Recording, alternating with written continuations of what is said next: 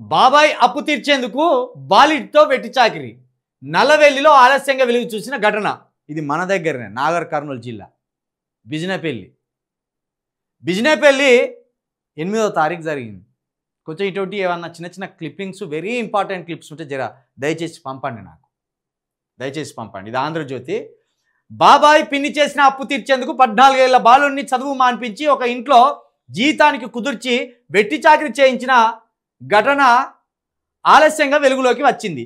బాలుని బంధువులు గురువారం తెలిపిన వివరాల మేరకు నాగర్ కర్నూలు జిల్లా బిజినేపల్లి మండలం వట్టెం గ్రామానికి చెందిన బాలుడికి చిన్నతనంలోనే తండ్రి బోడ పెద్ద మల్లయ్య రోడ్డు ప్రమాదంలో మరణించాడు. తల్లి జంగమ్మ అనారోగ్యంతో మృతి చెందింది. తల్లిదండ్రులను కోల్పోయిన ఆ బాలుడిని ఇదే మండలంలోని గంగారం గ్రామానికి చెందిన మేనత్త సంరక్షణలో 5వ తరగతి వరకు చదువుకున్నాడు.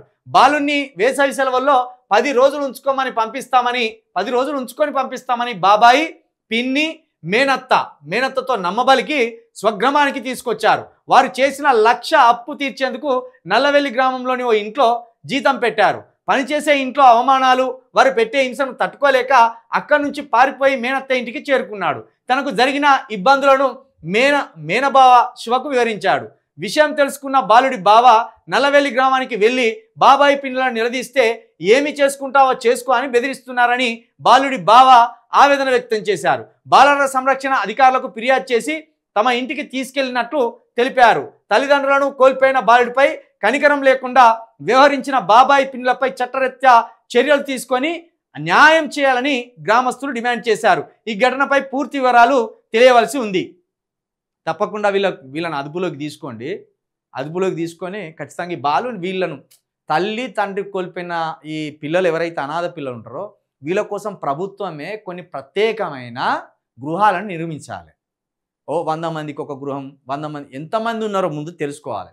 ఎందుకంటే ఇలాంటి అనాథలకు బంధువులు అని ఉంటారు కానీ వాళ్ళు బంధువులు కాదు, రాబంధువులు. వాళ్ళు వీళ్ళ ద్వారా రూపాయి సంపాదించుకోవాలని చూస్తారు తప్పించి బంధువులు అనేటోళ్ళు వీళ్ళను పెంచి పెద్ద చేసి ఇంకొక కొడుకు ఉంటేనో ఇంకొక బిడ్డ ఉంటేనో 4 ముద్దలు పెట్టకపోతుమా, వాళ్ళని కాపాడుకోలేకపోతుమా అని బంధువులకు ఎప్పుడు ఉండదు.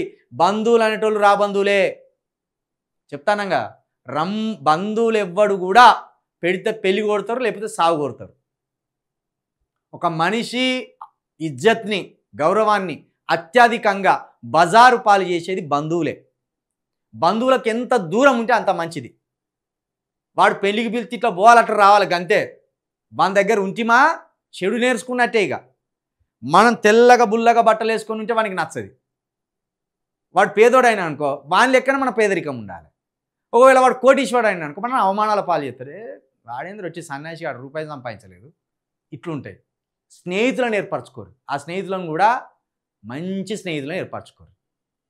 కాబట్టి ఇట్లాంటి విషయాలు మరి ఇది రాష్ట్ర వ్యాప్తంగా ఎంతమంది అనాథలు ఉన్నారో తెలియదు కానీ ఒకవేళ అనాథల లిస్టు ఒకవేళ ఈ ప్రభుత్వం సేకరిస్తే వీళ్ళకు పాపం ఈ చిన్నపిల్లలకు వీళ్ళని మేజర్స్ అయ్యేదాకా వీళ్ళని చదివించే బాధ్యతని ప్రభుత్వాలు తీసుకోవాలి.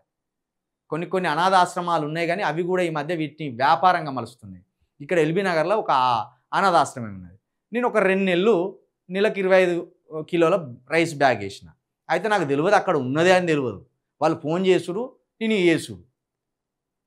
ఓసారి ఆఫీస్ అడ్రస్ పెట్టుర్రి అని చెప్పిన. ఇక పెడితోట్టు ఫోను స్విచ్ ఆఫ్. అక్కడ మన వైఎంసీ దగ్గర సికింద్రాబాద్లో ఇట్లా మనం టర్ను తిరుగుతా అంటే ఇటు ఇష్టమాడపల్లి వైపు టర్న్ తిరుగుతాం. ఈ ఉప్పల్ నుండి పోతే ఈ లెఫ్ట్ పోతేనేమో మనకు సికింద్రాబాద్ వస్తుంది. ఇటు లెఫ్ట్ తిరగకుండా ఇటు రైట్ తిరగకుండా స్ట్రైట్గా ఒక రోడ్డు వస్తే అక్కడ పెట్రోల్ బంక్ ఉంటుంది. ఆ పెట్రోల్ బంక్ వెనుకనే ఒక అనాథాశ్రమం ఉన్నది. 4 లేడీస్ నడుపుతాను. అది లేడీస్ అనాథాశ్రమమే. అక్కడ బరాబరే పిల్లలకు సేవలు అందుతాయి. కాకపోతే అక్కడ చాలామంది పిల్లలు అయిపోవడం వల్ల వాళ్ళకు కూడా సరైన సమయానికి ఫుడ్ అందుతలేదు పాపం. నేను రోజు మనకు తెలియదు ఈ మహిళల అనాథాశ్రమానికి అంతా 16 ఇయర్స్ బిలో పిల్లలే ఉన్నారు. మహిళలు చిన్నపిల్లలే కదా, మనకు తెలియదు. అలా బాలు కూడా ఉన్నారు కావచ్చు అనుకో. మేము పోయినాం. రోజు ఫుడ్ పెట్టాలని పోయినాం. మేము 7-8 గంటల వరకు ఇక వాళ్ళు పోయేటప్పుడే మన న్యూస్ ఛానల్కి సంబంధించి నేను లింక్ పంపిన. ఎందుకంటే మరి ఎటువంటి వాడు వస్తాడు అనేది వాళ్ళు కూడా ఆందోళన పడతారని లింక్ పంపినాక ఓకే జర్నలిస్టే వస్తాను అనుకొని మనల్ని రమ్మన్నారు. పేరుకి 7-8 అయింది. యాక్చువల్లీ నా పిల్లలకు మానసిక ధైర్యాన్ని నింపొద్దామని నేను పోయినా. 8 అయ్యే వరకు వాళ్ళ సంరక్షణ భలే ఉన్నది. సార్ లేడీస్ కాదు సార్, 8 అయిన తర్వాత మేము మాట్లాడినాం సార్ అన్నారు. సరే సంతోషం, తెచ్చిన ఫుడ్ అయితే పెట్టండి చెప్పినామన్నట్టు. 8 గంటలకు ఫుడ్ అరేంజ్ చేస్తాం. 50 మందో 60 మందో ఉన్నారు. ఆ 60 మందికి మంచిగా ఆ చికెన్ తోటి మంచిగా ఆ రోజు తిండి పెట్టి వచ్చినాం. డిసెంబర్ 6వ తారీఖు, లాస్ట్ డిసెంబర్ 6వ తారీఖు ఫుడ్ పెట్టి వచ్చినాం. కాబట్టి వీలైతే ఎవరైనా మనం సంపాదిస్తున్నాం కదా, ఎవరైనా నెలలో ఒక్క అనాథాశ్రమాన్ని ఎంకలాడుకోండి. అలాగ పోయి వాళ్ళకు తల్లిదండ్రులు లేని ఆ ప్రేమను పంచిరండి. దాంతోపాటు స్నేహితులు లేని ప్రేమను పంచిరండి. ఎందుకంటే మన పిల్లలు ఆశీర్వదించబడతారు, మన కుటుంబాలు ఆశీర్వదించబడతాయి. దేవుణ్ణి మనం నమ్ముతాం కదా, అట్లా మన పిల్లలు బ్లెస్ చేయబడతారు దేవుని ద్వారా. కాబట్టి ఇట్లా అనాథలైన పిల్లలను అవసరమైతే ఎవడైనా కోటీశ్వరులు ఉంటే, లేకపోతే మధ్యతరగతి ప్రజలు ఉన్నా కూడా పిల్లలు లేకపోతే సాదుకోండి.